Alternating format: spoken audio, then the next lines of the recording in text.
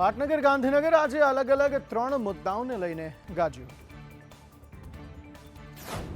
પાટનગર ગાંધીનગરમાં એક તરફ આરોગ્ય કર્મીઓએ ખાતાકીય પરીક્ષા રદ કરવા સહિતના મુદ્દે સૂત્રોચ્ચાર કરીને દેખાવો કર્યા અને જો માંગ નહીં સ્વીકારાય તો માસ સીએલ પર ઉતરવાની ચીમકી આપી, તો બીજી તરફ ગૌણ સેવા કચેરી ખાતે પણ વિરોધનો માહોલ જોવા મળ્યો. સીસીઈ ગ્રુપ એ નું પરિણામ જાહેર કરવા અને ગ્રુપ બી ની પરીક્ષાની તારીખ જાહેર કરવા ઉમેદવારોએ માંગ કરી હતી. આ સાથે જ સચિવાલય ખાતે પોસ્ટ મેટ્રિક શિષ્યવૃત્તિનો મુદ્દો પણ ગુંજ્યો હતો. શિષ્યવૃત્તિની માંગ સાથે મેદાને ઉતરેલા વિદ્યાર્થીઓને સમર્થન આપવા આપ ધારાસભ્ય ચૈતર વસાવા પણ વિરોધમાં જોડાયા હતા. યુવરાજસિંહ જાડેજા અને ચૈતર વસાવાની અટકાયત પણ કરાઈ હતી. 2.5 વર્ષથી અમારી માંગણી હતી ટેકનિકલ ગ્રેડ પે અને ખાતાકીય પરીક્ષાઓની મુક્તિ, પણ 60 વખત રજૂઆતો કરવા છતાં પણ અમારો કોઈ નિકાલ આવેલ નથી. જો નિર્ણય નહીં આવે તો ના છૂટકે અમારે ગાંધીજી ત્યાં માર્ગે આગામી 7 દિવસ પછી પણ અચોક્કસ મુદતના ધરણા કરવી ફરજ પડશે. જે કરવા માટે ગુજરાત રાજ્યના તમામ કર્મચારી તૈયાર છે. રાજ્યની શાળાઓમાં ઓરડાની ઘટ છે. વિધાનસભા ગૃહમાં સરકારે તેનો સ્વીકાર પણ કર્યો છે.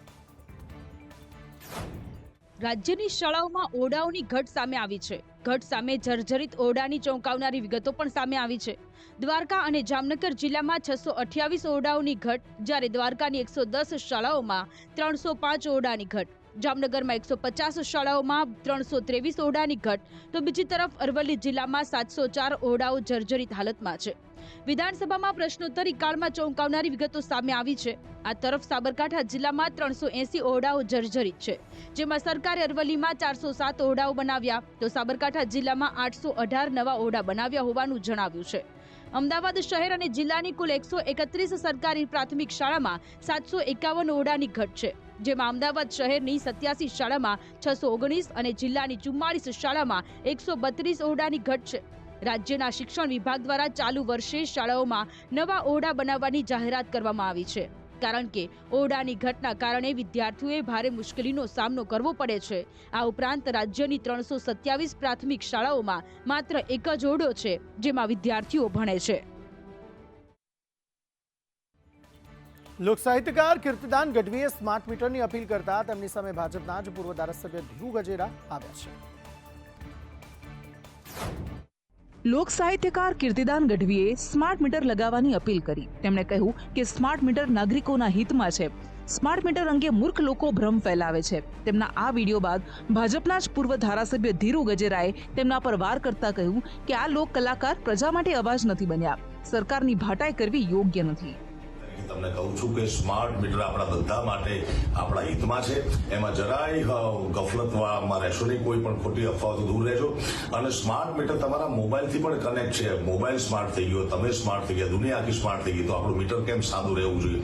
લોક કલાકારે ગુજરાતની ભાવિ પ્રજા માટે મોરબીનો કાંડ હોય, રાજકોટ કાંડ હોય, ખ્યાતિ કાંડ હોય કે સુરતનું તક્ષશિલા હોય કે બરોડાની ઘટના હોય કે ગુજરાતની અસંખ્ય કુદરતી આપતી હોય કે અન્ય તેઓમાં ક્યારેક કીર્તિદાનભાઈ ગઢવી ગુજરાતની પ્રજાનો અવાજ બનાવ્યો મને ખ્યાલ નથી.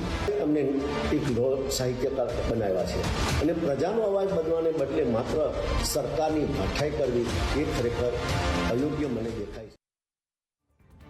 સુરતમાં માંડવી ઉશ્કેર નજીક કેનાલમાં મોટું ભંગાણ પડતા પાણી ખેતરોમાં ઘૂસી ગયા. સુરત જિલ્લામાં માંડવી તાલુકાના ઉશ્કેર ગામેથી પસાર થતી કાકરાપાળ જમણા કાંઠાની મુખ્ય નહેરમાં ભંગાણ પડ્યું છે. નહેરનું પાણી આસપાસના ઘર અને નજીકમાં આવેલ ખેતરોમાં ફરી વળ્યું છે. વહેલી સવારે જાણ થતા ખેડૂતો અને સિંચાઈ વિભાગના અધિકારીઓ દોડી આવ્યા. પરિસ્થિતિ જોતા તાત્કાલિક નહેરમાં પાણી ઓછું કરવા તજવીજ હાથ ધરાઈ. અધિકારીઓનું કહેવું છે કે નહેરમાં પાણી ઓછું થતાં જ પાળો બાંધવાની કામગીરી હાથ ધરવામાં આવશે. 2 મહિના સુધી એ લોકોએ કામ કીધું, તો મારું એવું કહેવું છે કે આ કામ કેવી રીતના કીધું એ લોકોએ, ને આ ગાબડું પડી જવાનું કારણ શું? તો આ લોકોએ શું આ 2 મહિનાના અંદર આવું કામ કરી આ ખેડૂત લોકો નુકસાનમાં ગયા. અહીંયા ગામના અંદર ઘરો બધા ડૂબી ગયા. નુકસાન તો ઘણું થયેલું છે. જે અનાજ બનાજ કપડાં બપડા બધું જ બહુ નુકસાન થઈ ગયેલું છે. ઘરબર બધું તૂટીને ખરાબ થઈ ગયેલું છે. અમને હાંભે ઘરવાળા છોકરાએ ફોન કર્યો તો અમે છૂટેલા હતા, તે અમને ફોન કર્યો તો ખબર પડી અમને. તો અમને ઘરનો દરવાજો ખોલ્યો તો પાણી બહુ જોરમાં હતું, તો દરવાજો ખોલતા જ ઘણું પાણી આવી ગયું, તો અમે પોયરા હતા બહાર નીકળી ગયા બીજાના ઘરમાં. અમદાવાદમાં MD-MSના 3જા વર્ષના 116 વિદ્યાર્થીઓ નાપાસ થઈ જતા વિદ્યાર્થીઓએ રીએસેસમેન્ટની માંગ કરી છે. ગુજરાત યુનિવર્સિટીમાં MS અને MDમાં અભ્યાસ કરતા વિદ્યાર્થીઓ માટે આજે ABVPના કાર્યકર્તાઓએ ભારે રોષ દર્શાવ્યો હતો. બંનેમાં અભ્યાસ કરતા 115 જેટલા વિદ્યાર્થીઓ તેમની ત્રીજા વર્ષની પરીક્ષામાં નાપાસ થયા છે, જેના પગલે તેમણે ડિજિટલી થતા ઇવેલ્યુએશનને ભૂલ ભરેલું ગણાવી ફરીથી પેપર ચકાસણીની માંગ કરી છે. આ મામલાએ ભારે તૂલ પકડતા અંતે રજિસ્ટ્રારે બાંહેધરી આપી છે કે તમામ પેપરની ફેર ચકાસણી કરવામાં આવશે અને તમામ વિદ્યાર્થીઓની શંકાને દૂર કરવામાં આવશે. વિદ્યાર્થી પરિષદમાંથી રજૂઆત હતી, વિદ્યાર્થી સંગઠનની રજૂઆત હતી કે તેઓનું રીએસેસમેન્ટ કરવામાં આવે જલ્દીથી જલ્દી અને વિદ્યાર્થીઓને ન્યાય મળે.